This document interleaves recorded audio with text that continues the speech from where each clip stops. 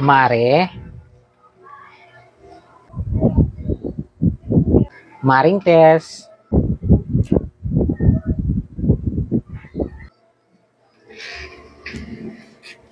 At may gana ka pa talagang pumunta rito?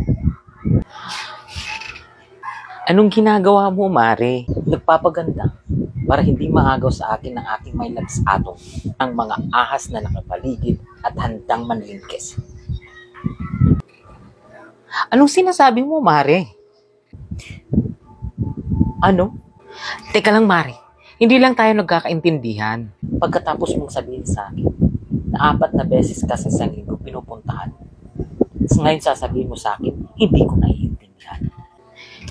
Hindi mo ako naiintindihan. Mare, 4 na beses sa'yo. Sa akin 3 lang. Nagkakamali ka, Mare. Anong nagkakamali? Mare, hindi pala tayo nagkaintindihan. Hindi naman si paring Atong ang tintukoy ko doon. Ano? At ano namang mga kasinungalingan yung pinagsasabi mo? Totoo, Mare. Magagawa ko ba naman sa'yo? Di ba? Ganun tayo.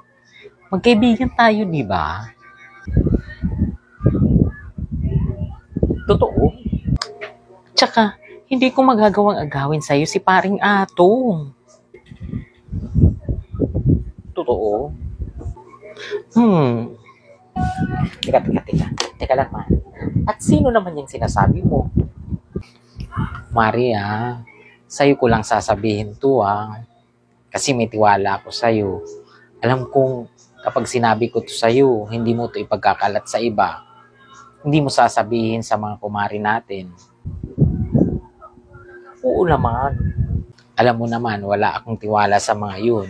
Kasi kapag nalaman nila ang sikreto ko, sigurado bukas makalawa, alam na ng buong bayan.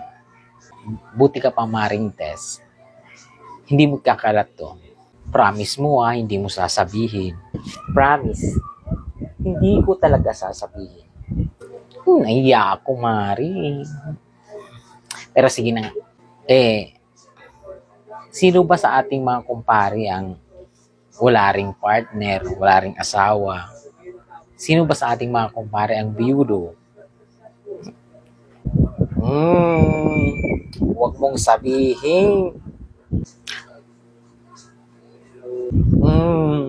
Huwag mong sabihin si paring.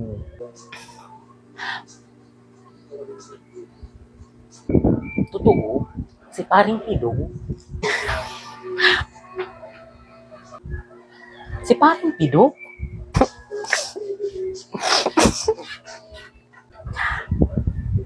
Si paring Pidong lang pala.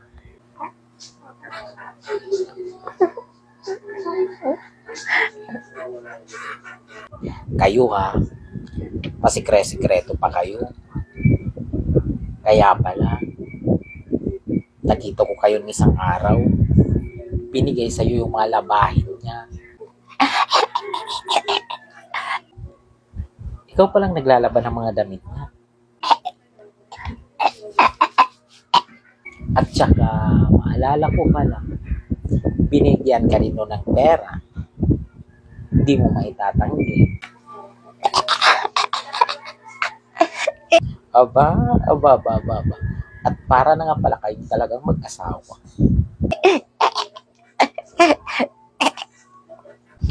May sasabihin ako mamaya kay Maring Beth. Maring Beth, kay Maring Ana, kay Maring Arla. Dami kong pag-chismisan. Excited na ako.